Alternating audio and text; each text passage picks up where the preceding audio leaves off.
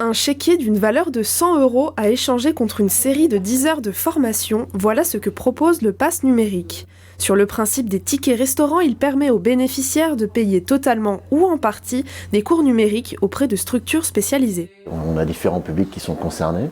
C'est-à-dire qu'il y a de plus en plus ce qu'on appelle la dématérialisation des services publics, c'est-à-dire l'obligation d'aller sur le site internet pour faire ces démarches publiques. Donc il répond vraiment à destination de 3 publics, les gens en difficulté sociale, les gens, alors on va les appeler les seniors, même si c'est les seniors qui sont très bons pour aller sur internet, et également les personnes qui ont des difficultés, qui n'ont juste pas d'outils numériques. Seine-et-Yvelines Numérique déploie le pass numérique dans les départements des Hauts-de-Seine et des Yvelines depuis septembre 2021.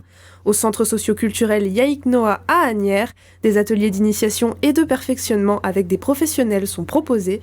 Ando et Françoise y prennent part une fois par semaine. J'arrivais à la retraite et que je savais que j'étais pas du tout informatique. J'allais au bureau chercher des papiers, mais plus qu'on a vu déjà après le Covid-19 que tous les bureaux sont fermés. Est-ce que Françoise, tu peux un peu nous dire à quoi ressemblerait un mot de passe sécurisé pour la création des comptes ?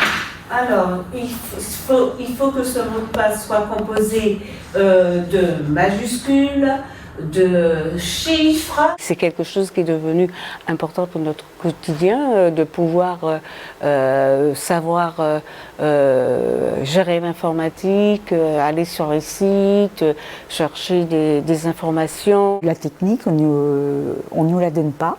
C'est pas inné, ma génération n'est pas du tout née avec ça. J'ai un PC chez moi, j'ai une tablette, j'ai un smartphone, mais je bidouille et il y a des choses que je ne sais pas faire et que j'aimerais faire. Effectuer une démarche en ligne, protéger ses données personnelles ou encore naviguer sur le web, les cours ont un seul objectif, mener petit à petit vers l'autonomie. Là, on est plutôt face à une fracture numérique de premier degré qui correspond à un non-accès à la formation et une fracture numérique de second degré qui correspond à un non-accès à l'usage, avec beaucoup de craintes et beaucoup de peurs qu'il faut aussi lever. Depuis son déploiement, quasiment 200 formations ont été données. En France, 13 millions de Français demeurent encore éloignés du numérique.